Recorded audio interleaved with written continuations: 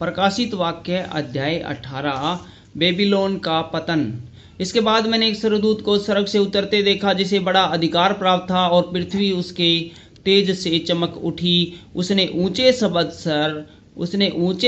से पुकार के कहा, गिर गया, बड़ा बेबीलोन गिर गया है। वह दुष्ट आत्माओं का निवास और हर एक अशुद्ध आत्मा का अड्डा और हर एक अशुद्ध और घृणित पक्षी का अड्डा हो गया, क्योंकि उसके व्यभिचार की भयानक मदिरा के कारण सब जातियां गिर गई है। और पृथ्वी के राजाओं ने उसके साथ व्यभिचार किया है, और पृथ्वी के व्यापारी उसके सुख विलास की बहुतायत के कारण धनवान हुए हैं। फिर मैंने स्वर्ग से एक और शब्द सुना, हे मेरे लोगों, उसमें से निकल आओ कि तुम उसके पापों में भागी न हो और उसकी विपत्तियों में से तुम पर आ न पड़े, क्योंकि उसके पापों का ढेर स्वर्ग तक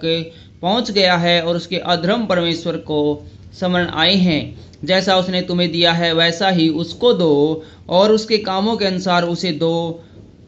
गुना बदला दो। जिस कटोरे में उसने भर दिया था उसी में उसके लिए 2 गुना भर दो। जितनी उसने अपनी बड़ाई की और सुख विलास किया, उतनी उसको पीड़ा और शोक दो, क्योंकि वह अपने मन में कहती है, मैं रानी हो बैठी हूँ, विधवा नहीं, और रानी और शोक में कभी न पड़ूंगी। इस कारण एक ही दिन में उस पर विपत्तियां आ पड़ेंगी, अर्थात मृत्यु, शोक और अकाल, और वह आग में भस्म कर दी जाएगी, क्योंकि उसका न्यायी प्रभु परमेश्वर शक्तिमान है। पृथ्वी के राजा जिन्होंने उसके साथ व्यभिचार और सुख विलास किया, जब उसके जलने का धुआं देखेंगे तो उसके लिए रोएंगे और छाती पीटेंगी। उसकी पीड़ा के डर के मारे में बड़ी बड़ी दूर खड़े होकर कहेंगे, हे बड़े नगर बेबीलोन, हे दृढ़ नगर, हाय हाय, घड़ी भर में ही तुझे दंड मिल गया। पृथ्वी के व्यापारी उसके लिए रोएंगे और कल्पेंगे, क्योंकि अब कोई उनका माल मोल न लेगा, अर्थात सोना, चांदी, रत्न, मोती, मलमल और बैंजनी और रेशमी और लाल रंग के कपड़े और हर प्रकार का सुगंधित काठ और हाथी दांत की हर प्रकार की वस्तुएं और बहुमूल्य काठ और पीतल और लोहे और संगमरमर की सब भांति की वस्तुएं और दालचीनी, मसाले, धूप, इत्र, लोबान,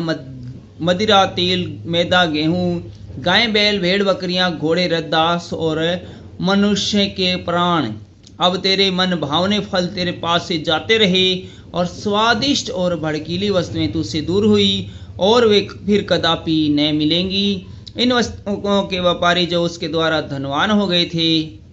उसकी पीड़ा के डर के मारे दूर खड़े होंगे और रोते और कलपते हुए कहेंगे, हाय हाय, यह बड़ा नगर जो मलमल और बैंजनी और लाल रंग के कपड़े पहनता था और सोने और रत्नों और मोतियों से सजा था, घड़ी भर में ही उसका ऐसा भारी धन नष्ट हो गया। हर एक माझी और यात्री, मल्लाह और जितने समुद्र से कमाते हैं, सब दूर खड़े हुए और उसके जलने का धुआं देखते हुए पुकार कर कहेंगे, कौन सा नगर इस बड़े नगर के समान है, और अपने अपने सिरों पर धूल डालेंगे और रोते हुए और कलपते हुए चिल्ला चिल्ला कर कहेंगे, हाय हाय, यह बड़ा नगर जिसकी संपत्ति के द्वारा समुद्र के सब जहाज वाले धनी हो गए थे, घड़ी भर में ही उजड़ गया। हे स्वर्ग और हे पवित्र लोगों और प्रेरितों और भविष्यवक्ताओं,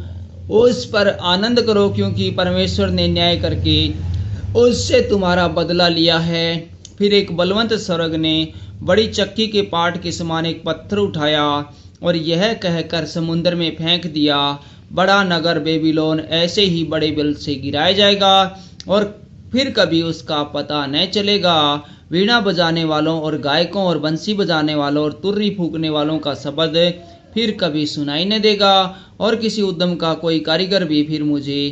तुझे न मिलेगा, और चक्की के चलने का शब्द फिर कभी तुझे सुनाई न देगा, और दिया का उजाला फिर कभी तुझ में न चमकेगा, और दूल्हे और दुल्हन का शब्द फिर कभी तुझ में सुनाई न देगा, क्योंकि तेरे व्यापारी पृथ्वी के प्रधान थे, और तेरे टोने से सब जातियां भरमाई गई थी। भविष्यवक्ताओं और पवित्र लोगों और पृथ्वी पर सब घात किए हो का लहू उसी में पाया गया।